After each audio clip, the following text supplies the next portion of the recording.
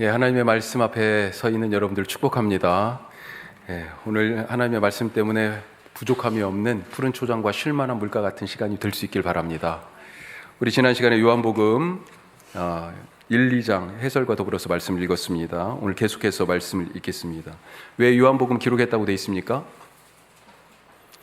요한복음은 다른 복음서와 달리 왜 썼는지 분명히 목적을 기록하고 있어요. 20장 31절. 자, 우리 지금 나눠드린 것 용지에 보시면 맨 처음에 나와 있습니다.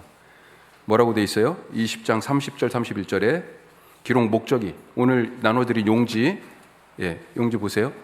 자, 거기에 돼 있죠. 예수께서 제자들 앞에서 이 책에 기록되지 아니한 다른 표적들도 많이 행했지만 오직 이것을 기록함은, 같이 읽습니다. 너희로 예수께서 하나님의 아들 그리스도이심을 믿게 하려 하며 또 너희로 믿고 그 이름을 힘입어 생명을 얻게 하려 함이니라. 아멘. 먼저 예수님이요? 누구라고요? 하나님의 아들 그리스도이심. 그래서 예수님이요 자기를 자꾸 드러내세요. 마테마가 누가복음에도 물론 하나님의 아들의 권위로 세례 받고 올라오실 때도 그랬고 변화산에서도 그랬고 하나님이 선언하시잖아요. 내 사랑하는 아들이요 내 기뻐하는 자다. 하나님의 아들이라고 자꾸 선언하시는데, 그런데 마테마가 누가복음은 내용 중에 병을 고치시거나 귀신을 쫓고 나서 예수님이 내가 누군지 말하지 마 라고 하는 그런 대목들이 자주 나와요. 그렇지만 요한복음은 그런 제목이 없습니다. 거의 없어요. 오히려 예수님이 자기를 드러내셔요. 자기의 정체성을. 자, 하나님의 아들, 세상을 구원할 메시아, 그리스도이심을 드러내시고, 그 드러내시는 이유가 뭐예요? 사람들로 하여금 믿게 하려고. 그래서 이 두 가지 관점을 가지고 이 요한복음을 읽으시면 참 좋을 것 같아요. 계속해서 믿음에 대한 문제가 계속 나옵니다. 자, 믿게 하려 하며 또 너희로 믿고, 이제는 이 책을 지금 누가 받아들였어요? 시점이 두 가지가 있다고 그랬죠. 요한복음에는 처음에 시점은 누구예요? 예수님과 제자들, 그때 당시의 시점이 있어요. 그리고 또 한 가지 시점은요, 지금 이 요한복음을 받고 있는 교회, 약 심하게 얘기하면 한 60년 정도 차이가 있다고도 볼 수 있습니다. 이게 90년에서 95년쯤 쓰여졌다고 보니까 예수님이 한 30년쯤이잖아요. 그 시대적 간격이 있어요. 지금 이 요한복음의 말씀을 듣고 한 세대 이전, 아니 그보다 훨씬 더 두 세대까지 그 이전에 예수님과 제자들의 그 일을 지금 일어난 일처럼 보고 있는 이 교회, 요한의 공동체, 그 사람들에게 예수님을 하나님의 아들 그리스도로 믿고 그 이름을 힘입어 생명, 영생을 얻게 하릴 목적으로 쓰여졌습니다. 자, 그러니까 그보다 이제 훨씬 더 뒤죠. 우리가 2000년이나 더 지나서 우리에게도 똑같다고 하는 거죠. 예. 이 말씀 통해서 예수님이 하나님의 아들이시고 나를 구원할 구세주이실 뿐만 아니라 그 이름을 믿고 생명 얻는 은혜가 있으시길 바랍니다. 자, 그래서 거기 1번 가로 다시 보시면 아들을 통해 누구를 나타내요? 아버지를 나타내요. 예수님이 누구신지를 나타내는 거, 하나님의 아들이라고 그랬잖아요. 그러니까 거꾸로 생각하면 예수님을 통하여 하나님이 아버지이시구나 라고 하는 것을 드러내게 되는 거고요. 또 한 가지, 아까 생명을 얻게 하려고, 그래서 하나님을 아는 것이 곧 생명, 구원이다. 요한복음 17장 3절 한번 보죠. 거기 없지만 성경책 한번 찾아보세요. 17장 3절 유명한 말씀, 우리 잘 아는 말씀이에요. 여기에 아는 것에 대한 말이 나옵니다.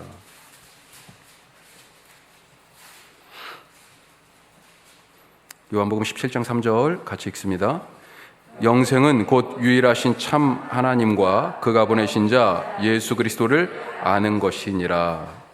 아는 거예요. 누구를 알아요? 둘이 두 가지입니다. 아버지와 아들을 아는 거예요. 그렇죠? 예. 유일하신 참 하나님과 그를 보내신 자 예수 그리스도를 아는 것. 예수님과 하나님 을 아는 거예요. 자, 근데 왜 아는 것을 영생이라고 그랬을까요? 요한복음은 이따도 말씀드리겠지만 그 상황이 당시에 헬라 문화, 헬레니즘 속에 있었잖아요. 이미 300년 전에 알렉산더 대왕이 온 땅을 다 정복하고 인도까지 정복하고 다닐 때 이 그리스의 철학, 삶의 방식, 사고 방식 이것이 쫙 퍼졌습니다. 그게 지금 300년 이상 로마가 지금 통치하고 있는 이 시대에도 문화적 토양은 헬레니즘이에요. 예. 그런데 헬레니즘의 가장 대표적인 것이 생각 중에 하나가 뭐냐면 이원론이에요. 진짜는 하늘에 보이지 않는 실체로 있고 지금 여기는 사실은 그림자예요. 그러니까 여기는 감옥 같은 거예요. 보이는 육체는 감옥 같은 거예요. 이걸 탈출해야 돼. 그게 구원이에요.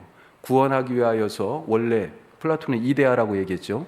거기로 복귀하기 위하여서 뭐가 필요하냐? 지식이 필요해. 지식. 아는 게 필요합니다. 구원의 방편이 아는 거였어요. 지금 그 단어를 갖다 쓴 거예요. 예. 생명을 얻기 위하여 알아야 되는데 그리고 이 아는 것을 그래서 우리는 믿는 것과 동일하다라고 그렇게 생각하시면 되겠습니다. 뭘 믿고 뭘 알아야 돼요?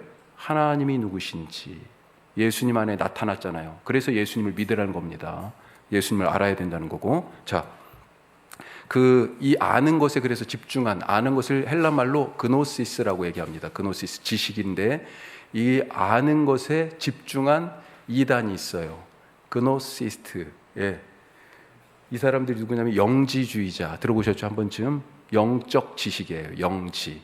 예. 이 영적 지식을 알아야 구원받는다. 이런 이단이 초대교회에 있었는데요. 예. 그런 사람들에 대한 얘기들도 이 요한복음에 얼핏 우리가 볼 수 있습니다.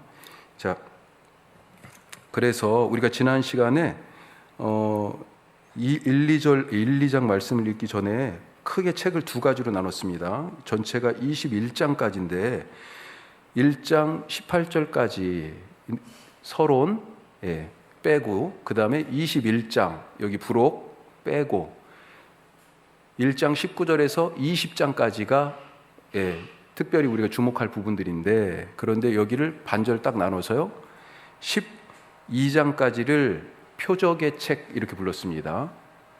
어디 따로 있는 말은 아니에요. 학자들이 그렇게 만들었어요. 표적의 책.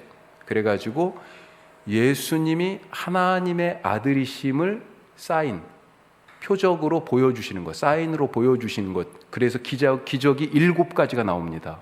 7가지. 표적이 나오고 그 다음에 13장부터는 그런 기적이 없어요. 거의 없습니다. 그런데 이 13장부터는 영광의 책이라고 그럽니다. 영광의 책. 왜 영광의 책이라고 그래요? 예수님이 고난받으신, 아이러니죠. 고난받으심을 통하여서 영광을 받으셨어. 부활하시고 승천하셨어요. 십자가의 고난을 통해서 부활하고 승천하셨다.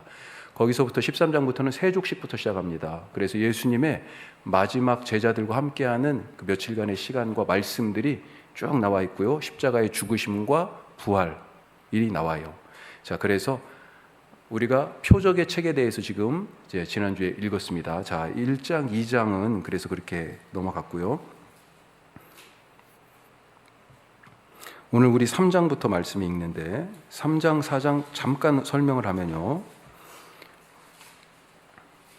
자, 표적 다시 한번 생각하면 7가지 표적이 있다고 그랬어요. 거기 지금 보고 계시죠? 첫 번째 표적이 뭐였습니까? 2장에 가나의 혼인잔치죠. 물로 포도주를 만드심. 다음에 동그라미 1번 써 있죠. 예. 자, 6월절이라고 돼 있고 2장 가나의 혼인잔치 물로 포도주를 만드심. 거기 동그라미 1번 첫 번째 표적입니다. 그 다음에 두 번째 표적이요. 4장에 가면 오늘 읽은 말씀인데 마지막에 뒤쪽에 어떤 관원의 아들을 고치신 것 두 번째 표적이에요. 자, 이렇게 해가지고 동그라미 7번까지 있습니다. 이 표적을 보여주신 이유가 뭐라고요? 예수님이 누구신지 정체를 드러내는 거예요. 예수님이 무엇 때문에 오셨는지 그 사명을 보여주시는 거예요. 내가 생명의 그 가나의 혼인잔치에서 포도주를 바꿨어요. 그건 앞으로 무슨 일을 할 것인지 그리고 이 일을 행하시는 예수님이 누구신지 그걸 나타내는 거잖아요. 자, 그러면서 이것을 지금 사람들이 표적이니까 사인이니까 어떻습니까? 보고 듣고 지금 감각으로 보고 듣고 하는 겁니다. 보고 듣고 뭐 하라고요? 반응해야 돼. 어떻게 반응합니까? 믿음으로, 믿음의 반응, 그런 결단을 요구하는 거예요. 예수님이 자꾸 정체를 내가 누구다라고 드러내시는 것은, 심지어는 예수님께서 나는 누구다, 무엇이다 라고 아예 직설적으로 얘기하세요. 자, 그게 어디 있어요? 밑줄 그어져 있죠. 이탈릭체로 약간 기울어져 있고, 자, 6장 보면, 6장 요약에 보면 끝에 생명의 떡, 그렇죠? 거기는 가로로 해가지고 1번 되어 있습니다. 자, 그렇게 해가지고 7가지가 있어요. 지난 시간에 했습니다. 그건 뭐예요? 아예 예수님이 내가 누구라고 정체를 그냥 그대로 직설적으로 드러내시는 거예요. 나는 생명의 떡이다. 6장 35절. 8장 12절에서는 나는 세상의 빛이다. 9장 5절에서도 나는 세상의 빛이다. 예. 그 다음에 또 뭐가 있습니까? 10장 7절에 나는 양의 문이다. 10장 11절 혹은 14절에 나는 선한 목자다. 11장 25절에 나는 부활이요 생명이다. 아까는 사인으로 표적을 보여가지고 어떤 기적적인 일을 통해가지고 보여주셨잖아요. 하나님의 아들인 걸. 근데 이제는 직접 나는 누구다라고 얘기하세요. 자, 그 다음에 또 뭐가 있어요? 여기는 안 나와 있지만 그 뒤에 2가지가 더 있습니다. 14장 6절에 나는 길이요 진리요 생명이다. 마지막 15장 1절에 나는 포도나무다. 예수님이 직접 내가 누구다. 나는 뭐뭐이다. 나는 이다잖아요. 이걸 영어로 얘기하면 I am이에요. 예, 헬란말로 하면 에고가 자아잖아요. 그렇죠? 나. 에고 에이미가 M입니다. 영어로. 예. I am 이런 뜻이에요. 에고 에이미 그리고 뭐다 이렇게 나오는 거예요. 그런데 어디서 이런 얘기가 나왔습니까? 이 용어를 함부로 지금 예수님이 쓰고 있는 이 얘기를 딱 들으면서 유대인들은 갑자기 열이 확 받은 거예요. 왜 그러냐면 하나님이 옛날에 그렇게 말씀하셨거든요. 모세가 떨기나무 불꽃에서 호렙산에서 하나님 만났을 때 출애굽기 3장에 모세가 물어봤잖아요. 너 가서 이집트에 가가지고 내 백성 인도에 내라, 구원시켜라, 내가 너 보낸다. 그랬더니 못 갑니다 막 그러다가 하나님 당신 누굽니까? 내가 당신 누구라고 얘기해야 돼요. 이름이나 알려주세요. 그랬더니 출애굽기 3장 14절에서 나는 나다. 우리 번역은 나는 스스로 있는 자다 이렇게 돼 있는데 I am이에요. I am who I am. 나는 나다 이렇게 말씀하셨거든. 예, 이 똑같은 말씀을 지금 예수님이 그 어법을 가지고 얘기하고 계십니다. 그러니까 유대인들은 지금 무슨 말인지 알아듣잖아요. 이게 하나님이 자기를 말씀하시던 나는 나다의 방식으로 얘기하네. 열이 확 받은 거죠. 예, 자기를 하나님과 지금 동등하게 생각하고 얘기하는 것처럼 들리는 거죠. 신성모독처럼 그렇게 불쾌하게 여기는 것입니다. 예수님이 이런 말을. 어떻게 반응했어요?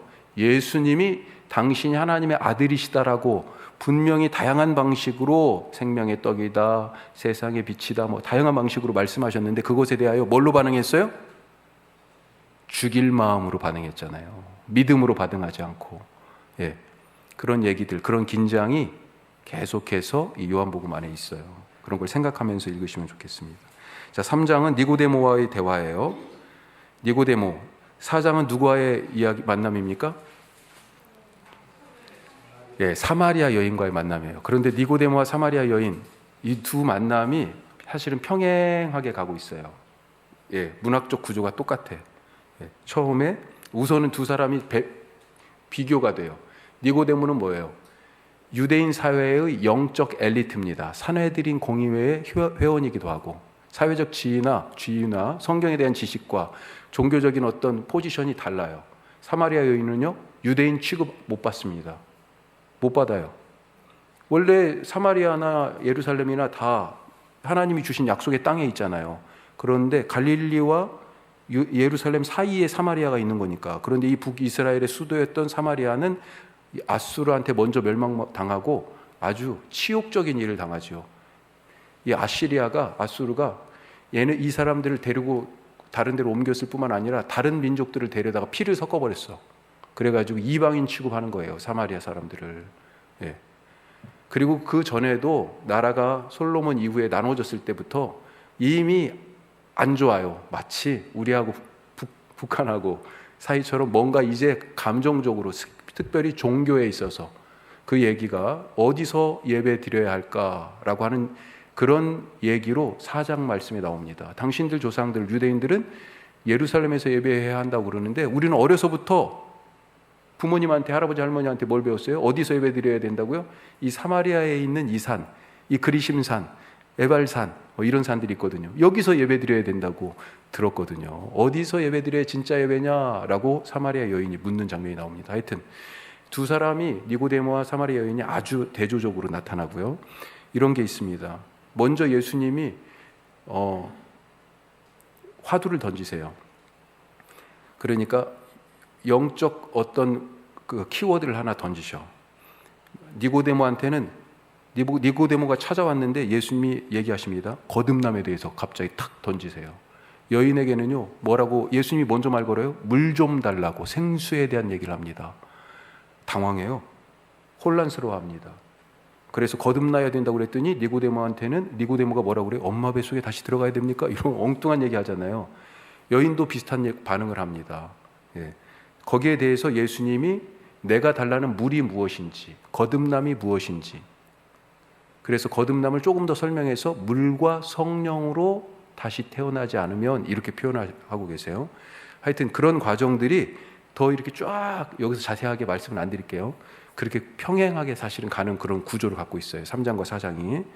자, 3장 니고데모의 만남 속에서 이 거듭남에 대해서 말씀하시는 예수님의 말씀 한번 우리 같이 이 만남 속으로 들어가 보겠습니다. 자, 니고데모와 만남 이후에 그 다음에 세례 요한 얘기가 잠깐 나와요. 우리 끝까지 같이 한번 읽어보도록 하겠습니다. 3장 같이 읽습니다. 그런데 바리새인 중에 니고데모라 하는 사람이 있으니 유대인의 지도자라. 그가 밤에 예수께 와서 이르되 라삐여, 우리가 당신은 하나님께로부터 오신 선생인 줄 아나이다. 하나님이 함께 하시지 아니하시면 당신이 행하시는 이 표적을 아무도 할 수 없음이니이다. 예수께서 대답하여 이르시되 진실로 진실로 내게 이르노니 사람이 거듭나지 아니하면 하나님의 나라를 볼 수 없느니라. 니고데모가 이르되 사람이 늙으면 어떻게 날 수 있사옵나이까? 두 번째 모태에 들어갔다가 날 수 있사옵나이까? 예수께서 대답하시되 진실로 진실로 내게 이르노니 사람이 물과 성령으로 나지 아니하면 하나님의 나라에 들어갈 수 없느니라. 육으로 난 것은 육이요 영으로 난 것은 영이니 내가 내게 거듭나야 하겠다 하는 말을 놀랍게 여기지 말라. 바람이 임의로 불매 내가 그 소리는 들어도 어디서 와서 어디로 가는지 알지 못하나니 성령으로 난 사람도 다 그러하니라. 니고데모가 대답하여 이르되 어찌 그러한 일이 있을 수 있나이까? 예수께서 그에게 대답하여 이르시되 너는 이스라엘의 선생으로서 이러한 것들을 알지 못하였느냐? 진실로 진실로 내게 이르노니 우리는 아는 것을 말하고 본 것을 증언하노라. 그러나 너희가 우리의 증언을 받지 아니하는도다. 내가 땅의 일을 말하여도 너희가 믿지 아니하거든. 하물며 하늘의 일을 말하면 어떻게 믿겠느냐? 하늘에서 내려온 자 곧 인자 외에는 하늘에 올라간 자가 없느니라. 모세가 광야에서 뱀을 든 것 같이 인자도 들려야 하리니 이는 그를 믿는 자마다 영생을 얻게 하려 하심이니라. 하나님이 세상을 이처럼 사랑하사 독생자를 주셨으니 이는 그를 믿는 자마다 멸망하지 않고 영생을 얻게 하려 하심이라. 하나님이 그 아들을 세상에 보내신 것은 세상을 심판하려 하심이 아니요 그로 말미암아 세상이 구원을 받게 하려 하심이라. 그를 믿는 자는 심판을 받지 아니하는 것이요 믿지 아니하는 자는 하나님의 독생자의 이름을 믿지 아니하므로 벌써 심판을 받은 것이니라. 그 정죄는 이것이니 곧 빛이 세상에 왔으되 사람들이 자기 행위가 악함으로 빛보다 어둠을 더 사랑한 것이니라. 악을 행하는 자마다 빛을 미워하여 빛으로 오지 아니하나니 이는 그 행위가 드러날까 하며 진리를 따르는 자는 빛으로 오나니 이는 그 행위가 하나님 안에서 행한 것임을 나타내려 함이라 하시니라. 아멘. 예수님 자기를 나타내시죠. 13절에 뭐라고 되어 있습니까? 하늘에서 내려온 자 곧 인자. 자기를 그렇게 지금 말씀하고 있잖아요. 그 앞에 쭉 지금 얘기를 통해 가지고 결국은 예수님이 뭐예요? 이 이야기 속에서 내가 누군지 지금 나타내십니다. 자, 우리가 잘 아는 16절부터 있는 말씀. 16절부터 있는 말씀 누가 한 말입니까? 예수님이 하신 말씀이에요? 우리 성경책 예수님이 한 말 빨간색으로 쳐 있는 분들 계시죠? 빨간색으로 돼 있습니까? 근데 가만히 보세요. 거기 이게 하나님이 세상을 이처럼 사랑하사 독생자를 주셨으니 이는, 그럼 예수님이 하셨으면 나를 믿는 자는 이렇게 해야 되지 않아요? 그렇죠. 그러니까 이게 요한복음이 이런 부분이 있어요. 이게 예수님이 말한 것 같은데 한편으로는 지금 이 요한복음을 쓴 사람의 얘기하고 예수님의 얘기하고 경계선이 상당히 모호한 부분들이 조금 있어요. 그렇죠. 예수님을 믿는 자, 지금 결국은 그걸 지금 얘기하려고 하는 것인데 뭐 꼭 중요한 얘기는 아닙니다만 자, 여기에서도 16절 이후에서 보면 뭐 15절부터도 그렇고요. 모세가 광야에서 그 뱀이 들린 것처럼 인자도 들려야 할 것이다. 그러면서 뭘 얘기합니까? 그를 믿는 자. 15절에 그걸 얘기하죠. 그러면서 16절부터 주제가 뭐예요? 믿음이에요. 믿음입니다. 세상을 두 사람으로 나눌 수 있어요. 두 종류 사람으로. 16절부터 지금 쭉 읽어본 말씀에 따르면 믿는 사람과, 예수님을 하나님의 아들로 믿는 사람과 믿지 않는 사람. 믿는 사람은 어디에 있어요? 빛에 있습니다. 안 믿는 사람은요, 어둠에 있어요. 요한복음이 이런 얘기들이, 이런 구도가 계속되고 있어요. 둘로 나눠요. 자, 22절부터 세례 요한 얘기입니다. 같이 읽습니다. 그 후에 예수께서 제자들과 유대 땅으로 가서 거기 함께 유하시며 세례를 베푸시더라. 요한도 살렘 가까운 에논에서 세례를 베푸니 거기 물이 많음이라. 그러므로 사람들이 와서 세례를 받더라. 요한이 아직 옥에 갇히지 아니하였더라. 이에 요한의 제자 중에서 한 유대인과 더불어 정결 예식에 대하여 변론이 되었더니 그들이 요한에게 가서 이르되 랍비여, 선생님과 함께 요단강 저편에 있던 이 곧 선생님이 증언하시던 이가 세례를 베풀매 사람이 다 그에게로 가더이다. 요한이 대답하여 이르되 만일 하늘에서 주신 바 아니면 사람이 아무것도 받을 수 없느니라. 내가 말한 바 나는 그리스도가 아니요 그의 앞에 보내심을 받은 자라고 한 것을 증언할 자는 너희니라. 신부를 취하는 자는 신랑이나 서서 신랑의 음성을 듣는 친구가 크게 기뻐하나니 나는 이러한 기쁨으로 충만하였노라. 그는 흥하여야 하겠고 나는 쇠하여야 하리라 아니라. 위로부터 오시는 이는 만물 위에 계시고 땅에서 난 이는 땅에 속하여 땅에 속한 것을 말하느니라. 하늘로부터 오시는 이는 만물 위에 계시나니 그가 친히 보고 들은 것을 증언하되 그의 증언을 받는 자가 없도다. 그의 증언을 받는 자는 하나님이 참되시다는 것을 인쳤느니라. 하나님이 보내신 이는 하나님의 말씀을 하나니 이는 하나님의 성령을 한량없이 주심이니라. 아버지께서 아들을 사랑하사 만물을 다 그의 손에 주셨으니 아들을 믿는 자에게는 영생이 있고 아들에게 순종하지 아니하는 자는 영생을 보지 못하고 도리어 하나님의 진노가 그 위에 머물러 있느니라. 아멘. 세례 요한이 뭐라고 얘기합니까? 자기는 신랑의 이 혼인 잔치를 보면서 기뻐하는 들러리라고 얘기합니다. 들러리예요. 신랑의 음성을 듣는 친구가 크게 기뻐하는데 내가 바로 그런 사람이다.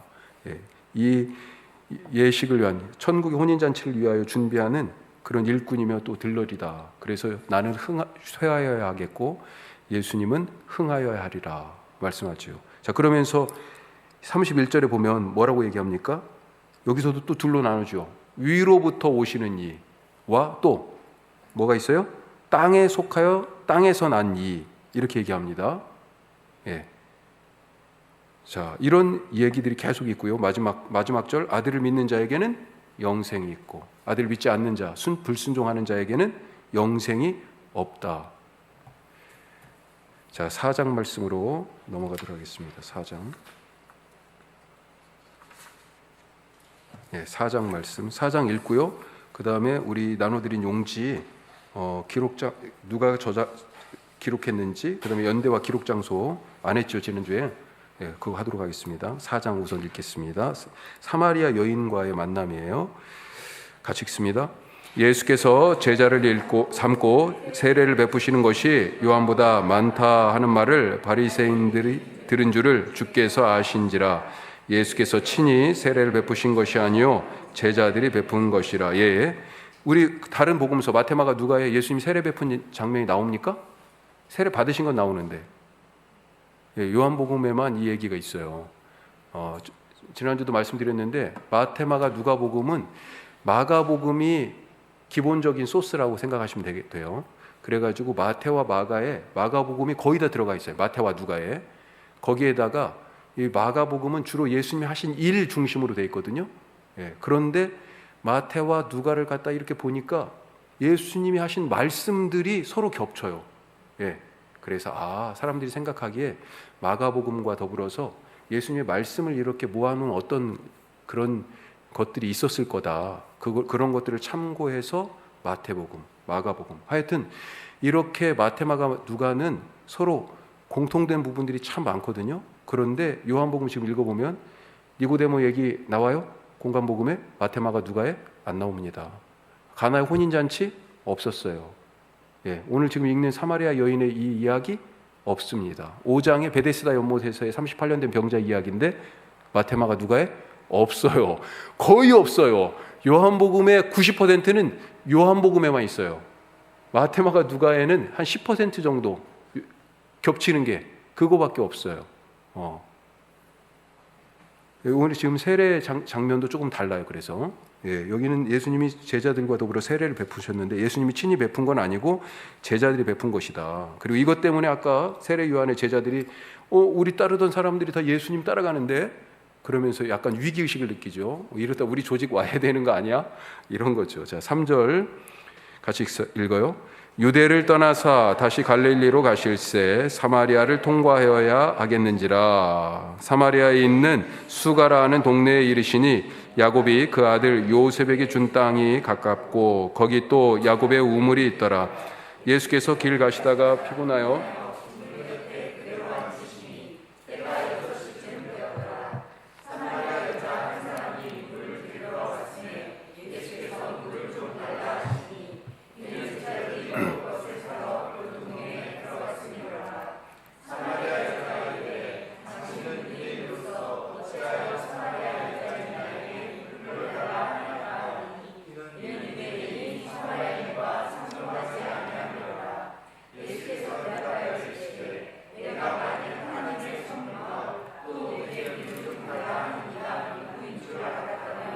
내가 그에게 구하였을 것이요 그가 생수를 내게 주었으리라. 여자가 이르되 주여 물기를 그릇도 없고 이 우물은 깊은데 어디서 당신이 그 생수를 얻겠사옵나이까. 우리 조상 야곱이 이 우물을 우리에게 주셨고 또 여기서 자기와 자기 아들들과 짐승이 다 마셨는데 당신이 야곱보다 더 크니이까. 예수께서 대답하여 이르시되 이 물을 마시는 자마다 다시 목마르려니와 주는 물을 마시는 자는 영원히 목마르지 아니하리니 내가 주는 물은 그 속에서 영생하도록 솟아나는 샘물이 되리라. 여자가 이르되 주여 그런 물을 내게 주사 목마르지도 않고 또 여기 물 기르러 오지도 않게 하옵소서. 이르시되 가서 내 남편을 불러오라. 여자가 대답하여 이르되 나는 남편이 없나이다. 예수께서 이르시되 내가 남편이 없다 하는 말이 옳도다.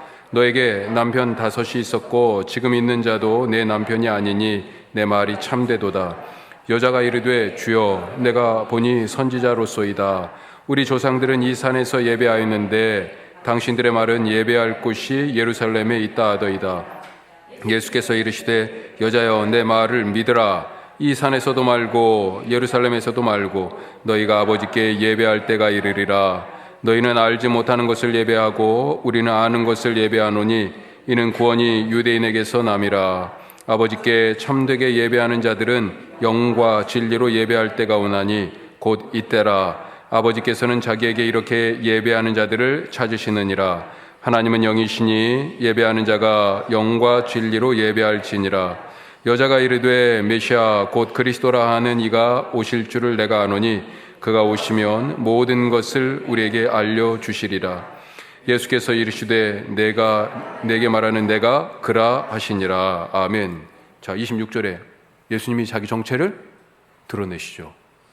그렇죠. 그리고 자기의 사명을 지금 대화 속에서 계속 나타내시죠. 뭐예요? 목마른 자들에게 생명의 샘물 주시는 게 예수님의 사명이에요. 그래, 내가 생명의 물이다 이렇게 말씀하신 거죠. 그래서 누구든지 목마르거든 내게로 와서 마셔라. 그게 내 사명이다. 수고하고 무거운 짐진 자들아 다 내게로 오라. 그런 얘기죠. 자, 여기 이 말씀 세부적으로 다시 보지는 않겠습니다. 자, 27절부터 그때 이제 제자들이 이제 돌아오는 거죠. 예수님 혼자 남겨져 있다가 제자들은 지금 먹을 것 얻으러 동네로 들어갔던 거잖아요. 자, 제자들이 돌아와서 예수님이 내가 먹을 것, 내 양식이 있다 따로 그런 말씀을 하십니다. 제자들이 그게 무슨 말인가 그러죠. 27절 이때 제자들이 돌아와서 예수께서 여자와 말씀하시는 것을 이상히 여겼으나 무엇을 구하시나이까 어찌하여 그와 말씀하시나이까 묻는 자가 없더라. 여자가 물동이를 버려두고 동네로 들어가서 사람들에게 이르되 내가 행한 모든 일을 내게 말한 사람을 와서 보라. 이는 그리스도가 아니냐 하니 그들이 동네에서 나와 예수께로 오더라. 그 사이에 제자들이 청하여 이르되 랍비여 잡수소서. 이르시되 내게는 너희가 알지 못하는 먹을 양식이 있느니라. 제자들이 서로 말하되 누가 잡수실 것을 갖다 드렸는가 하니 예수께서 이르시되 나의 양식은 나를 보내신 이의 뜻을 행하며 그의 일을 온전히 이루는 이것이니라. 너희는 넉 달이 지나야 추수할 때가 이르겠다 하지 아니하느냐. 그러나 나는 너희에게 이르노니 너희 눈을 들어 밭을 보라. 희어져 추수하게 되었도다. 거두는 자가 이미 삭도 받고 영생에 이르는 열매를 모으나니 이는 뿌리는 자와 거두는 자가 함께 즐거워하게 하려 함이라. 그런즉 한 사람이 심고 다른 사람이 거둔다 하는 말이 옳도다. 내가 너희로 노력하지 아니한 것을 거두러 보내었노니 다른 사람들은 노력하였고 너희는 그들이 노력한 것에 참여하였느니라. 여자의 말이 내가 행한 모든 것을 그가 내게 말하였다 증언하므로 그 동네 중에 많은 사마리아인이 예수를 믿는지라. 사마리아인들이 예수께 와서 자기들과 함께 유하기를 청하니 거기서 이틀을 유하심에 예수의 말씀으로 말미암아 믿는 자가 더욱 많아 그 여자에게 말하되 이제 우리가 믿는 것은 내 말로 인함이 이는 우리가 친히 듣고 그가 참으로 세상의 구주신 줄 알미라 하였더라. 아멘. 자, 여기서 아까 니고데모 이야기하고 이 사마리아 여인의 이야기가 조금 평행한다고 그랬죠. 구조적으로 끝에만 살펴보면요, 니고데모는 결국 어떻게 했습니까? 거듭남에 대한 예수님의 말씀 듣고 어떻게 했어요? 그냥 얘기가 그렇게 하고 그냥 끝나버렸어. 니고데모가 예수님이 바로 세상을 구원하기 위하여 오신 하나님의 아들, 독생자이신 것을 그런 얘기를 지금 들었는데도 불구하고 반응이 니고데모의 반응이 기록되어 있지 않습니다. 그런데 여기 이 사마리아 여인은 어떻게 했어요? 결국 반응했어요. 어떤 태도로요? 믿음으로 반응을 했어요. 그래서 동네 사람들 데려왔고 심지어 동네 사람들이 이제 네 말 때문에 안 믿고 예수님 말씀 때문에 우리가 믿겠어 이런 얘기를 하죠. 자, 41절 결국 어떻게 됩니까? 이틀 정도 40절 끝에 이틀 더 머물러 계시도록 붙잡죠. 예수님을. 41절에 예수님의 말씀으로 말미암아 믿는 자가 더욱 많아. 그러면 42절에 뭐라고 여인한테 얘기해요? 이제 우리가 믿는 것은 네 말 때문이 아니라 우리가 친히 듣고 그가 참으로 세상의 구주신 줄 알미라. 알미라. 여기도 안다는 얘기가 나오고요. 아까도 앞에도 몇 번 나왔는데 그냥 지나가셨죠. 안다는 단어가 자주 나와요. 아까 영생은 하나님과 그의 아들 예수 그리스도를 아는 것이다 그랬잖아요. 믿는 것과 아는 것 같은 의미로 이해하시면 되겠어요. 자, 아까 가나의 혼인잔치가 2장에서 첫 번째 표적이었어요. 두 번째 예수님이 하나님의 아들이신 것을 드러내면서 하나님께서 아버지가 되시는 것을 나타내는 표적 두 번째가 이제 나옵니다. 자, 43절 같이 읽어요. 이틀이 지남에 예수께서 거기를 떠나 갈릴리로 가시며 친히 증언하시기를 선지자가 고향에서는 높임을 받지 못한다 하시고 갈릴리에 이르심에 갈릴리인들이 그를 영접하니 이는 자기들도 명절에 갔다가 예수께서 명절 중 예루살렘에서 하신 모든 일을 보았음이더라. 예수께서 다시 갈릴리 가나에 이르시니 전에 물로 포도주를 만드신 곳이라. 왕의 신하가 있어 그의 아들이 가버나움에서 병들었더니 그가 예수께서 유대로부터 갈릴리로 오셨다는 것을 듣고 가서 청하되 내려오셔서 내 아들의 병을 고쳐주소서 하니 그가 거의 죽게 되었음이라. 예수께서 이르시되 너희는 표적과 기사를 보지 못하면 도무지 믿지 아니하리라.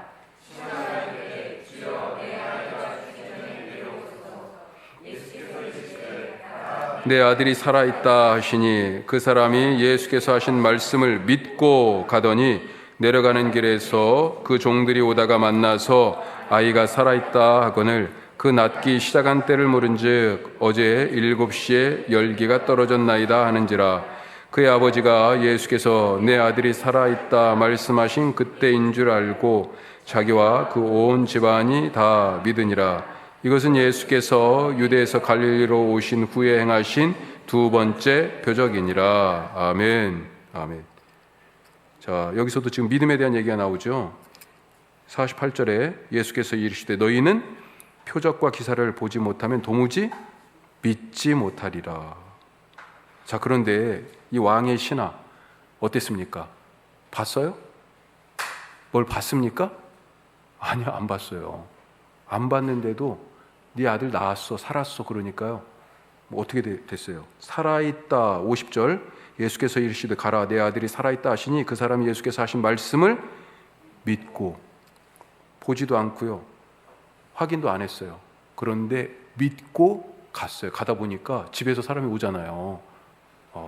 누가 생각납니까?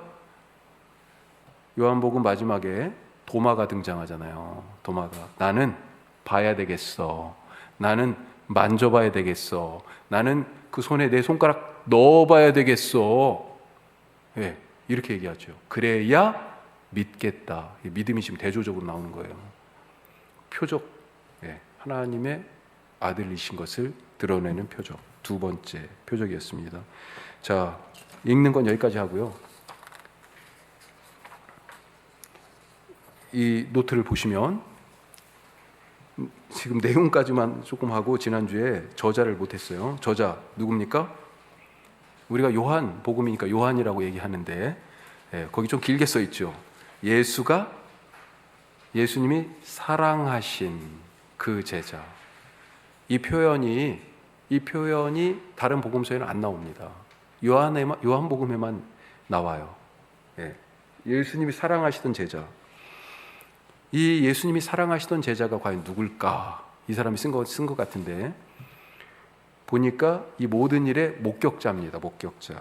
그리고 사건의 세부 사실까지 굳이 안 알려줘도 되는 정보까지 알려주는 부분들이 있어요. 그러니까 예를 들면 그런 숫자들이 의미가 무슨 특별히 있는 건 아닌 것 같다는 거죠. 예를 들면 가나 혼인잔치에서 그 물을 담았던 항아리, 정결례에 쓰던 이 항아리 몇 개인 줄 아십니까? 중요한 건 아닌 것 같은데요. 기억하고 있어요. 이 사람은 6개예요. 6개. 베데스다 목가에서 그 고침을 받은 그 병자 몇 년 알았어요? 38년. 하도 38년 많이 들어가지고. 그런데 이런 정보는 그냥 38이라고 하는 숫자가 크게 의미 있는 건 아니거든. 근데 그런 거. 그 다음에 베드로가 예수님 잡힐 때 칼을 딱 휘둘렀습니다. 그래서 대제사장의 종의 귀가 딱 떨어졌어요. 근데 이 종 누군지 아세요? 이름이? 말고 하든지 그렇지 말고. 네, 말고예요. 말고의 귀. 근데 이 사람 굳이 중요한 사람입니까? 말고? 몰라요. 그런데 그 이름을 써놨어요. 나중에 갈릴리에서 부활하신 예수님이 다시 갈릴리에서 제자들 만나잖아요. 그때 물고기 잡았어요. 다시 깊은 데로 가서 던져라 그래가지고 딱 던졌더니 밤새도록 그때도 못 잡았는데 잡았어요. 몇 마리? 그렇죠. 모나미 볼펜 153마리. 근데 그 무슨 의미가 있는 숫자냐? 그런데 그걸 이 사랑하는 제자가 다 기억하고 있어요. 가까이 있었어요. 예. 이 모든 일에 대하여 목격자예요. 특별히 예루살렘 모습을 잘 알고 있습니다. 베데스다 못, 양문, 실로암 못, 솔로몬의 행각. 왜 이게 중요하냐면 이때가 언제 쓰였다고요? 요한복음이 90년에서 95년. 그런데 예루살렘은 언제 멸망했어요? 70년에 멸망했습니다. 유대인들은 이제 완전히 나라 없어요. 예루살렘 폐허가 됐어요. 그러니까 20년 정도가 지난 후에 예루살렘 모습을 기억하고 있어요. 요한복음인가 보면 대제사장하고 이 먼 어떤 연줄이 다 있어요. 이 사랑하시는 제자가. 그래서 베드로가 그 대제사장의 뜰에 들어가도록 주선하는 그런 부분들이 있습니다. 자, 어떤 사람들은 그래서 교회 역사 속에서 요한복음을 누가 썼냐? 나사로 또 후보로 나왔었고요. 도마도 나왔었고, 그 다음에 요한은 요한인데 사도 요한이 아니고 장로 요한이 있었을 것이다. 뭐 이런 얘기도 있었는데 다 신빙성이 없는 걸로 그렇게. 그 중에서 제일 베드로와 가장 가깝게 지내면서 그 사랑하시는 제자, 이 문맥에 따라서 생각해 볼 수 있는 사람이 우리가 다 알다시피 요한이다. 요한. 결정적인 얘기 중에 하나는 제자들 이름이 막 나오는데 요한만 요한복음에 요한 이름이 안 나와요. 요한 이름이 안 나와. 요한일 것이다. 교회 전통에서도요, 2세기에 아주 유력한 교부 중에 하나였던 이레니우스가 폴리캅이라는 속사도라고 얘기하는데, 그러니까 사도들이잖아요. 예수님의 제자. 그 사도들의 바로 제자, 첫 번째 제자들, 그 사람들을 속사도라고 얘기합니다. 그 중에 하나가 서머나 교회에 폴리캅이라는 사람이 있었는데, 이 폴리캅이 요한의 제자예요. 사도 요한의 제자. 요한복음은 폴리캅 증언이 요한이 썼다 이렇게 얘기한 거예요. 그걸 이레니우스가 기록하고 있어요. 자, 그런 얘기들이 있어요. 그래서 예수님이 사랑하시던 그 제자, 이 사람을 바로 요한, 교회 전통은 그렇게 얘기하고, 여러 증거들도 요한이 유력하다. 자, 연대와 기록 장소, 아까 말씀드린 것처럼 90년 이후에 쓰였을 걸로 보이고요. 장소는 에베소로 생각됩니다. 에베소. 대부분이 뭐 여러 논란들이 좀 있긴 하지만 거의 비슷하게 에베소로 생각하고 있어요. 왜 그러냐면 여기서도 이게 팔레스타인 지역에 있는 그 그리스도인 공동체는 아닐 것이다. 이방 땅에 있는데, 특별히 왜 그러냐면 요한복음에는 자주 유대인들과 예수님의 그런 갈등, 물론 다른 복음서도 있지만 특별히 더 극명하게 나옵니다. 이 90년 이때쯤에는 특별히 회당 예배가 이제 성전이 없어졌으니까 회당 중심의 유대인 공동체에서 그리스도교 이 교회가 완전히 분리되는, 유대인들은 이쪽에도 저쪽에도 사실 다 속할 수 있는 거잖아요. 그런데 완전히 분리되고 심지어는 출교, 그러니까 그리스도인들을 이단시하는 그런 부분들이 아주 극명하게 나타나는데, 그런 흔적들이 요한복음에 많이 나타나요. 그래서 여러 후보지들 중에서 하여튼 뭐 근거들이 다 있습니다만 에베소가 제일 유력하다. 90년도. 자, 이 정도만 우선 아시고요. 나머지 요한 공동체에 대한 부분과 요한복음에 나타나는 특징적인 다른 얘기들은 다음 시간에 또 하도록 하겠습니다. 자, 다음 주에는 우리 5장, 6장 그렇게 읽고요.